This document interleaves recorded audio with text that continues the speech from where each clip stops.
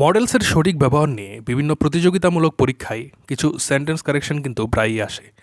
যেমন I poses two brothers, মানে এখানে বোঝানো হচ্ছে যে আমার রয়েছে দুটো ভাই।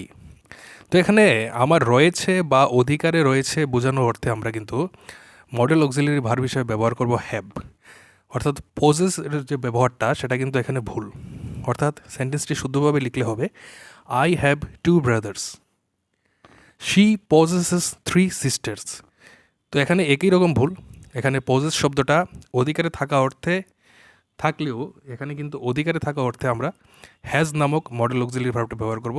যেহেতু she third person singular number, সেই কারণে হ্যাভ হ্যাজের মধ্যে এখানে হ্যাজ ব্যবহার করা হবে। অর্থাৎ শুদ্ধ সেন্টেন্সটি হবে she has three sisters. I have not books, মানে আমার বই নেই। তো আমার বই নেই মানে আমার অধিকারে কোনো বই নেই, এই অর্থে আমরা কিন্তু না শব্দটা ব্যবহার করতে নট ব্যবহার করতে পারবো না। তো এখানে না ব্যবহার করতে আমরা নো ব্যবহার করব। অর্থাৎ সেন্টেন্সটা হবে আই হ্যাভ নো বুকস, মানে আমার কোনো বই নেই।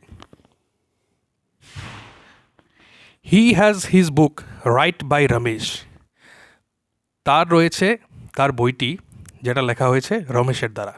তো এখানে ভুলটা কোথায়? এখানে ভুলটা রয়েছে রাইটের ব্যবহারে, মানে এখানে রাইট শব্দটা পাস্ট পার্টিসিপল অর্থে ব্যবহার করা হবে, অর্থাৎ রাইটেন। সঠিক সেন্টেন্সটা হবে he has his book written by Ramesh. তারপর আসছে হি ওয়াজ এ আর্লিয়ার ব্যাংকার, তিনি ছিলেন আগে একজন ব্যাংকার, মানে ব্যাংকের কর্মচারী। তো এখানে আগে ব্যাংকের কর্মচারী থাকা অর্থে আমরা ব্যবহার করব হ্যাজ বিন। অর্থাৎ শুদ্ধ সেন্টেন্সটি হবে হি হ্যাজ বিন এ ব্যাংকার। তো এখানে হ্যাজ নামক মডেল অক্সিলারি ভার্বটা আমরা ব্যবহার করলে এখানে তিনি আগে যে একজন ব্যাংকের কর্মচারী ছিলেন ওই কথাটা কিন্তু এখানে প্রকাশ পেয়ে যাবে। She have been to London, তিনি লন্ডনে ছিলেন। তো এখানে আমরা দেখতে পাচ্ছি সহজেই যে শি শব্দটির সাথে কিন্তু আমরা এখানে হ্যাভ ব্যবহার করতে পারবো না, কারণ she third person singular number. তাই এখানে সঠিক মডেল অক্সিলারি ভার্বটা হবে she has been to London. I have my lunch, আমি আমার খাবার খেয়ে ফেলেছি। তো এখানে খেয়ে ফেলেছি অর্থে যেহেতু ব্যবহার করা হচ্ছে, অর্থাৎ প্রেজেন্ট পারফেক্ট টেন্স, সেক্ষেত্রে প্রথম যে হ্যাভটা রয়েছে সেটা অ্যাজ এ অক্সিলারি ভার্ব হিসেবে ব্যবহার করা হয়েছে, আর দ্বিতীয় যে হ্যাভটা রয়েছে সেটাকে আমরা পাস্ট ফর্মে করে দেব, অর্থাৎ দ্বিতীয়টা হবে হ্যাড। তাহলে শুদ্ধ সেন্টেন্সটা হবে I have had my lunch. তারপর আসছে I have my work completed by him, মানে আমি আমার কাজ তার দ্বারা সম্পূর্ণ করে নিয়েছি। তো এখানে ভুলটা কোথায়? তো এখানে ভুলটা হচ্ছে প্রিন্সিপাল যে ভার্বটা, মানে যেখানে করে নিয়েছি অর্থে যে ভার্বটা ব্যবহার করা হয়েছে অর্থাৎ হ্যাভ, সেটা পাস্ট ফর্মে হয়ে যাবে। তাহলে শুদ্ধ সেন্টেন্সটা দাঁড়াবে I had my work completed by him. Do has a cup of coffee, এক কাপ কফি খাও। তো এখানে এক কাপ কফি খাওয়া অর্থে, মানে যখন আমরা কাউকে কফি খাওয়ার প্রস্তাব দিই তখন আমরা হ্যাজ ব্যবহার করি না, আমরা ব্যবহার করি হ্যাভ। তাহলে শুদ্ধ সেন্টেন্সটি হবে do have a cup of coffee. তারপর আসছে I do went to meet her, আমি গিয়েছিলাম তার সাথে দেখা করতে।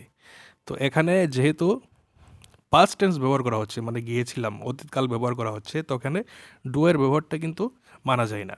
তো এখানে ডো এর পরিবর্তে ডো এর পাস্ট ফর্ম যেটা আমরা জানি ডিড, সেটা হবে, অর্থাৎ I did go to meet হার।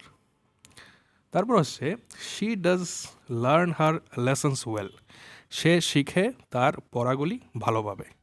এখানে ভুলটা হবে এই যে প্রিন্সিপাল ভার্বের শেষে অ্যাজ ব্যবহার করা হয়েছে, এটাতেই কিন্তু ভুল। তো এখানে শি রয়েছে এজ এ সাবজেক্ট, তারপর ডাজ ব্যবহার করেছি আমরা। তো লার্নের সাথে অ্যাজ বা ইয়েস যুক্ত করার কোনো দরকার নেই, কারণ এখানে আমরা অলরেডি এখানে ডো এর সাথে ইএস যুক্ত রয়েছে, মানে ডাজ রয়েছে। তাই শুধু সেন্টেন্সটা হবে she does learn her lessons well. তারপর আসছে হি ডিড কেম ইয়েস্টারডে।